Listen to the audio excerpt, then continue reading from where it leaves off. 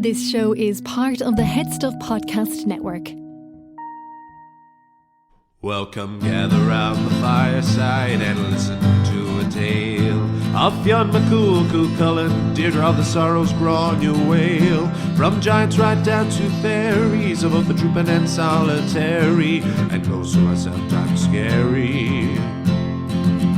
Anything goes by the fireside. Yeah. Fireside, the Puka Fireside, the Marrow Fireside.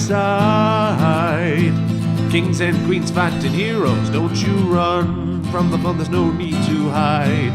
Sit by the fireside.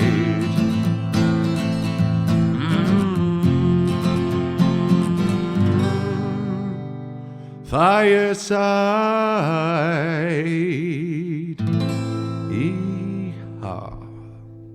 Hello and welcome to Fireside, the Irish storytelling podcast. Each episode of Fireside, we take a story from folklore and mythology, we retell it, have a chat about the tale itself and about the craft, culture and history of storytelling. My name is Kevin C. Olahan. I am your host and your Fireside Bard. Welcome to episode 162 of Fireside. Today on the Irish Storytelling Podcast, we continue our look at Ireland's pirate queen, Granuaille, and her struggle for survival in an ever-changing last gasp of Gaelic Ireland. This is how Granuaille was the nurse to all rebellions. But first, a big welcome to any new and indeed returning listeners. If this is your first episode, why don't you head right back to the beginning after listening to this, or at least back to the start of Granuaille about 4 or 5 episodes ago. And then if you like that, head right back to the beginning and see what we've been building up to over the last 3 years of Fireside. And if you're a returning listener, as always, thank you so much. If you have not done so already, you can follow me on Instagram at FiresideBard, or you can email me at thefiresidebard@gmail.com if you have any thoughts, questions, queries, comments, or if you just want to get in touch. Those are the best ways. If you want to support the podcast, you can do so by joining Head Stuff Plus, where for as little as €5 a month, although you can pay more if you want, you can gain access to bonus material, not just for Fireside, but for all of the podcasts on the Head Stuff Podcast Network. And there are new podcasts of them each and every month. And if you really want to support me, you can do so by buying my book, Garden Sea, my collection of poetry inspired by the religion, history, and most crucially, the mythology of Ireland and my experiences growing up there. You can order that from headstuff.org in paperback, or you can order that on the Kindle version on Amazon. The paperback delivers anywhere around the world, so don't be shy. If you're in any hidden corner of the world, we can ship it out to you. Thank you so much again to those who have already bought it so far. All the links are in the description or in the show notes below. The story for this week, so I am still in Dubai. I am just finished up another 6-show week. I actually have tomorrow off. I'm very, very much looking forward to resting my weary bones and body and voice most of all. This is actually my last couple of weeks in Dubai. I'll be heading back to Ireland for a couple of weeks at the end of February, at the start of March, but I go straight into rehearsals, back into rehearsals for World of Musicals. I'm going back on the road for 6 months in Australia. Long-time listeners of the podcast will know that I was in Australia earlier last year on what was meant to be a 6-month tour that was cancelled after 2 months due to COVID. And it's been really uncertain if we were going to get to go back at all, but touching every piece of wood, it is finally looking like we're entering a slightly brighter world and looking like we are hopefully going to get back to Australia. So that will be where I will be taking the podcast on the road to for the next 6 months until the late summer. I think the middle of August is when I'm due to be in Australia until. So I'm looking forward to that. I've had a great time over in Dubai. Looking forward to the last couple of weeks, continuing playing good Irish music at the Irish Village here at the Expo. And then I'll be sad to move on, but excited for the next journey and to get a little bit of time in beloved Ireland before I head off on the road once more. But the story for this week is our third. Is it our third? Is it our fourth? I think it's our fourth. It's our fourth episode on Granuaille, and this is how. And this enters one of the trickier from a storytelling point of view, but definitely one of the more fascinating periods. Her story just becomes more and more interesting the more involved I've become in it. And this episode explores more of Granuaile's second husband, Richard of Iron Burke, and of a very, very, I feel it's a more unexplored but very interesting aspect or period of Irish history. Certainly from a student of Irish history as I was, where a huge amount of the focus is on the more recent side of history. This is kind of this middle ground, what's known as the Glorious Revolution, before we had even the 1798 rebellion, during the 16th century, during the very end of what was called Gaelic Ireland. This is the time that Granuaille lived in. That is why it's such an interesting period that she lived in, where not only did she excel and become this huge success as a woman in one of the most male-dominated of an already male-dominated society, but it was as an entire way of life that had been in place since about the 5th century BC, since the arrival of the Celts, that this was where this way of life finally was put to an end, and Granuaille was there at the very, very end of that. So this is how Granuaille really gets embroiled in the politics of Ireland at that time. Herself, her husband, eventually her son, Tibetan Long, Tibet of the ships. And so, of course, we will chat more afterwards, but this is Granuaille, nurse to all rebellions, on Fireside.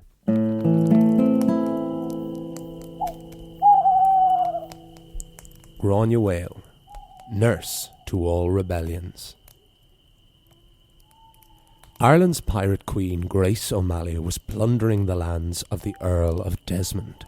Maurice Fitzgerald was the ruler of the province of Munster and the most powerful independent chieftain left in the diminishing world of Gaelic Ireland.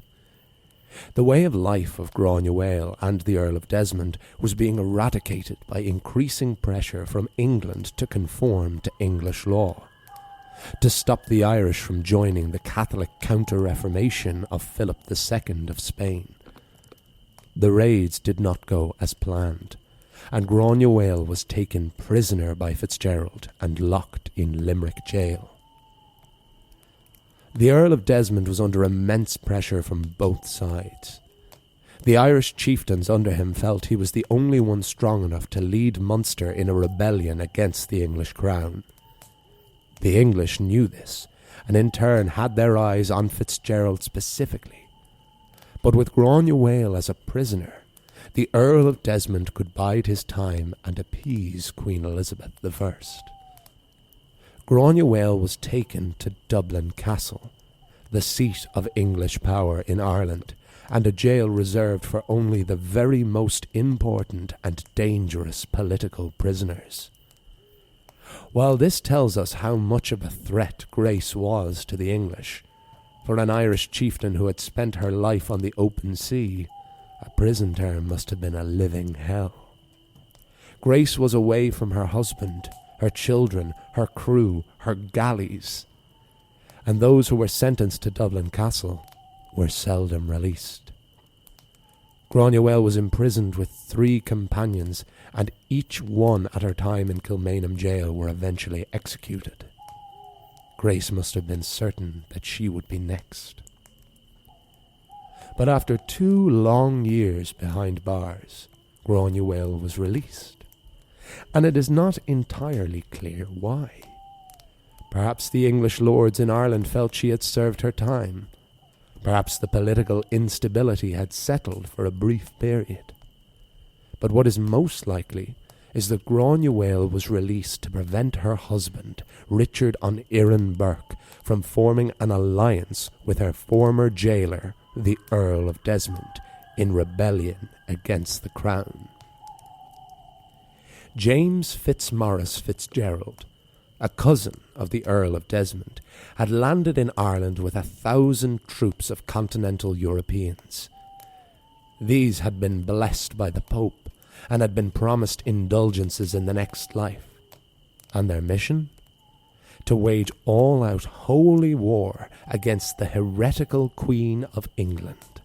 Elizabeth's fear of an Irish allegiance with Spain seemed about to become a reality.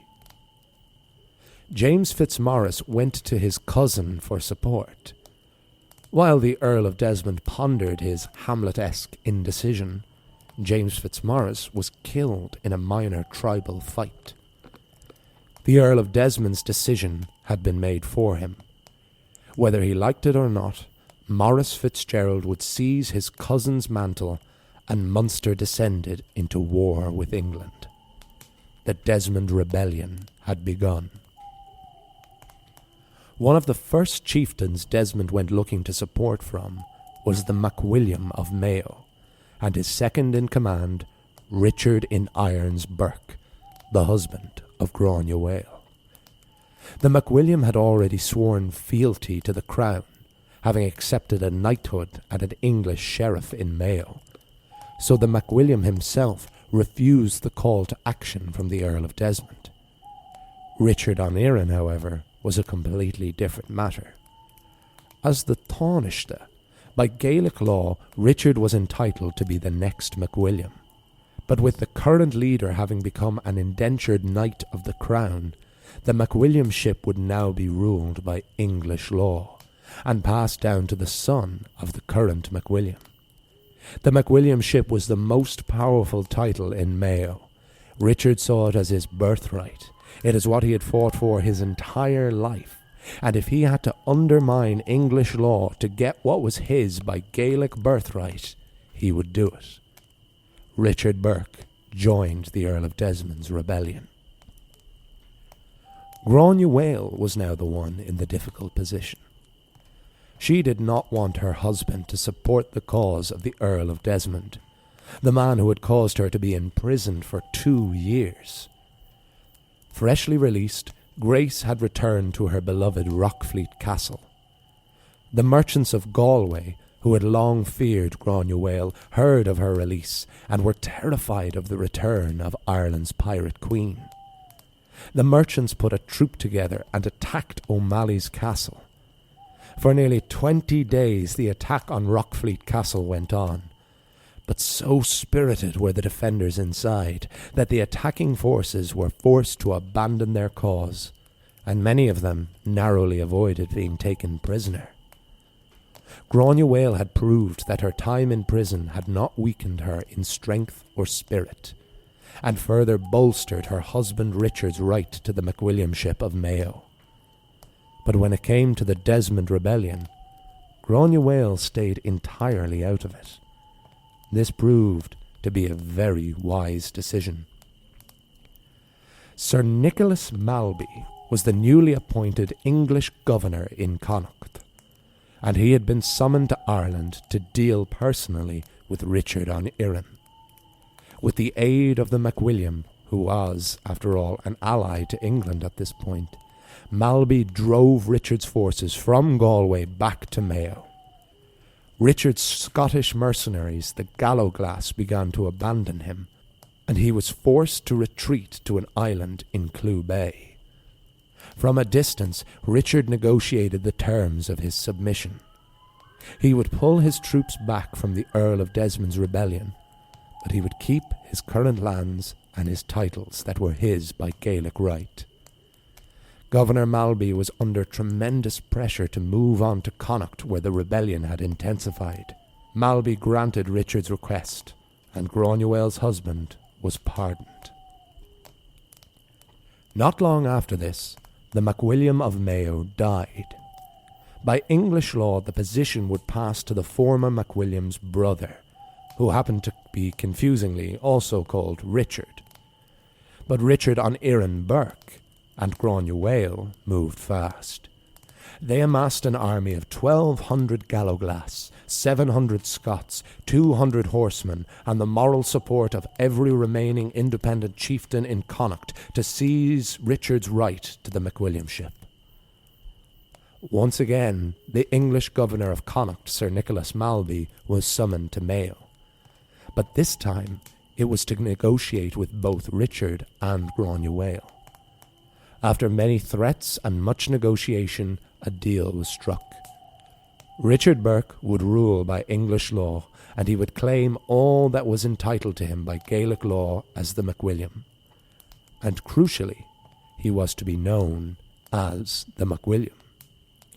This concession to the English crown to allow a Gaelic chieftain to preserve Gaelic titles and customs at a time when the English were doing all in their power to convert the Irish shows the pressure that the crown was under from the Costa Rebellion, and as it has been well established, Richard was the warrior, not the negotiator.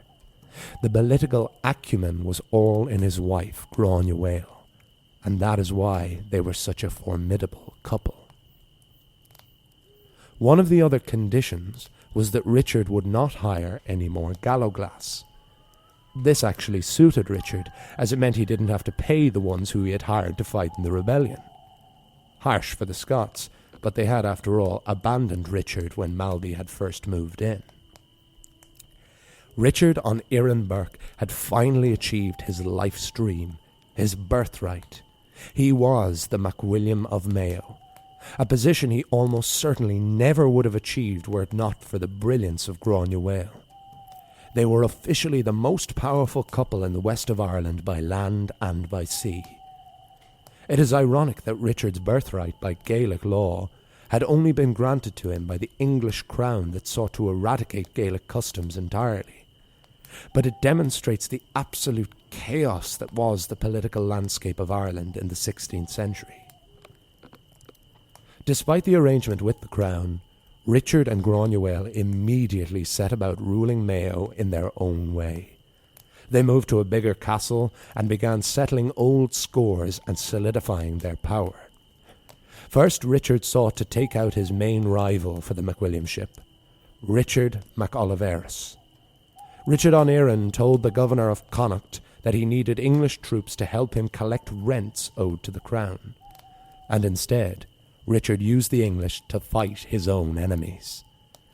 Richard and Grace eventually stopped paying their rent to the crown themselves, and Malby sent his debt collector, Theobald Dillon, to collect the arrears. But Grace and Richard were Gaelic-born leaders, and they saw Dillon as no more than a servant, and refused to negotiate with anyone but Malby himself. Once again, the English governor was forced to come to Mayo to negotiate the rent with Richard Burke and Granuaille. However, in 1583, just 2 short years after he had been made the MacWilliam, Richard on Iran Burke died.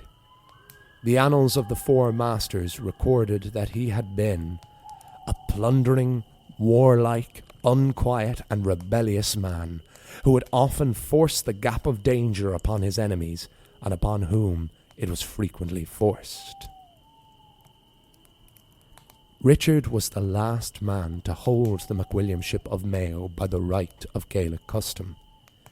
He was truly one of the last great chieftains of Gaelic Ireland, and for 20 years he served as a noble first mate to his captain, Granuaille.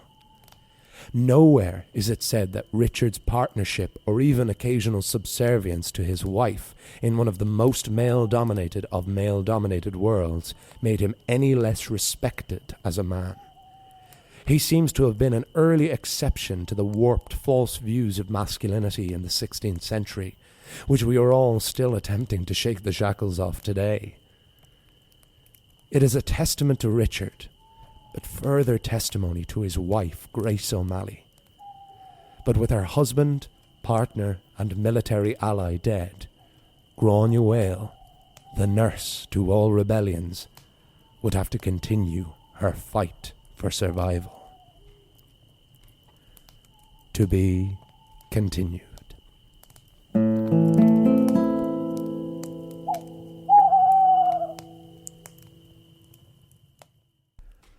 And that is Granuaille, nurse to all rebellions on Fireside, and I hope you enjoyed it.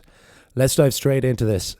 It's really nice to get a look at, even though Granuaille is our main focus for all this, to get a proper look at Richard on Iran Burke, her incredibly interesting second husband, because we have this fight his entire life, and it seems like Richard is in a world where everything is going against him, we have this incredibly interesting position of the MacWilliam, this Gaelic chieftain of Connacht. And it is ruled by the MacWilliam and then a Taoiseach, who is appointed by Gaelic right, where it's nothing to do with your family. It's just you earn this position to become the next MacWilliam. And Richard comes along at the worst possible time, at a time where the major Gaelic chieftains in Ireland are being asked about English law to protect their lands and their titles and their lives and to avoid war. But to do that, they have to subscribe to English law, which becomes a law of ascendancy. And that means that then it goes to the son of the MacWilliam, or the brother in the case of Richard, as it was initially. Obviously, the current MacWilliam did not have any children. So Richard seems to be up against the wall and there's nothing he can do. And he just doesn't accept this.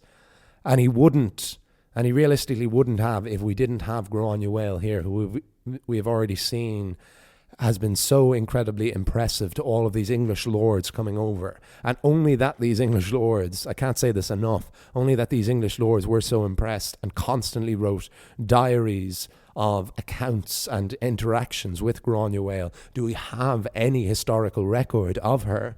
Because we don't have anything from these Irish sources. This all comes from English lords, her enemies, technically, these people who she was fighting and negotiating with her entire life. And it's very, very interesting. I think the most fascinating aspect of their relationship is they were married for these 20 years, but they led totally separate lives.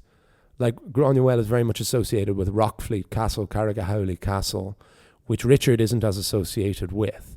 And the fact that Granuaille was out of prison and back living at home and back raiding and plundering and had this incredible victory when her castle was attacked by the merchants of Galway, and Richard is called to rebellion by the Earl of Desmond, and she stays out of it for both personal and political reasons. You can understand both points of view.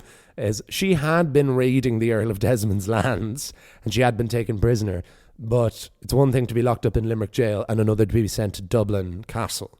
Because if she was in Limerick jail, she was under the protection of Gaelic custom, Gaelic law. She was being punished, the punishment fit the crime. But Dublin Castle is being surrendered to the English. That was this death sentence. And so incredibly interestingly, she isn't killed. She spends these 2 long years in prison. I mean, this is another thing of her 40-year career ruling the coastal lands and seas of Ireland. And 2 of those, at least, were spent behind bars. And she's into her late 40s, early 50s at this point. She was about 55 when Richard died. So she would have been, like late 40s, early 50s when she's in prison. And then she's released and goes straight back at it. Straight back to the galleys, straight back out to plundering, fighting, but won't take any part in this rebellion of her former jailer. I mean, you can say that it could have been all personal reasons, but it's also far more likely that she saw the political implications as well. Once England got involved in the Desmond Rebellion, it lasted for about 4 years, but it was, of course, ultimately quashed or crushed by the English forces. And Granuaille managed to protect both her husband and herself by staying out of this. If Richard didn't have Granuaille and he was fought back by the English, and then the MacWilliam had died and the MacWilliamship had passed to his brother, if he didn't have a wife who had stayed entirely out of the rebellion and who also had this incredible army and this incredibly devoted following of soldiers, would he have had any hope of seizing this position of power himself? Probably not. But they did get it. And yes, they had to accept an English knighthood, and he had to accept taxes and rents in Ireland to the crown. But the crucial element, again, is that he was allowed to remain the title, the MacWilliam. If you look at the texts of the documenting of it, he's always referred to as the MacWilliam by the English lords. And even the wording of these texts is considered to be incredibly Gaelic at a time where that was being totally eradicated, and that was approaching, by the end of this century, that wouldn't exist at all. and Richard O'Niran Burke is the last MacWilliam who inherited what was his by Gaelic custom, ironically being granted to him by the English crown. But that shows the authority and the autonomy that Granuaille and Richard both had when it came to their negotiations with the crown, and how much of just an absolute bomb site the political landscape of 16th century Ireland was.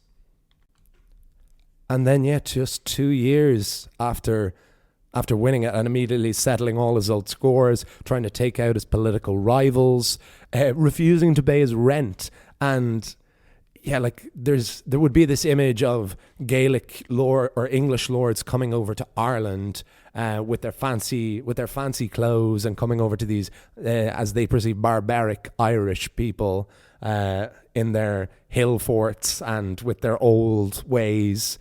This bearing in mind that Shakespeare exists at this time. Like, Shakespeare is right at this moment, like, over there making plays in the globe, and over in Ireland we have all out Gaelic tribal combat still.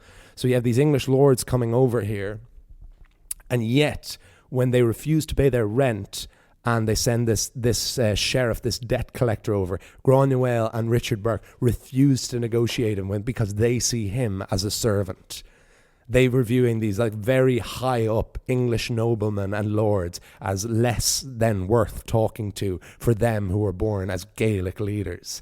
And that incredible sense of pride and self-worth and honour by their own customs is incredible, and will really come into its own when we now have an episode coming up on Granuaille's eventual move over, her visit to England and to a certain British queen. But sadly then, yes, Richard dies just 2 years after winning the MacWilliam. Seems to die very peacefully, but he still achieved this life's worth. And unlike with her first husband, Granuaille was able to be much more protected this time, was able to seize the dowry that was owed to her. And we'll just have to wait till next time to see what happens to her next. But that is all we have for this week. Thank you so much for listening. I hope you enjoyed it. As always, let me know if you have any questions, queries. This gets to a very, very dense period of Irish history. I'm trying to make it as clear as possible, to just make it like to tell a story rather than every story. But the more I research, I have a little bit more knowledge. So let me know if you have any questions, if anything's not clear, and I will do my best. As always, I say I'm not a historian. I try to just tell the story. But in researching these episodes, I do amass a certain amount of knowledge that I am happy to share, and if it makes these episodes better, if it clears anything up for any listeners. But next week we will have another folk tale. I finally found a legend of the island of High Brazil, which is Ireland's legendary island set to lie off the west coast of Ireland. I've been dying to find a good story of it, and I found a real doozy that I look forward to sharing with all of you.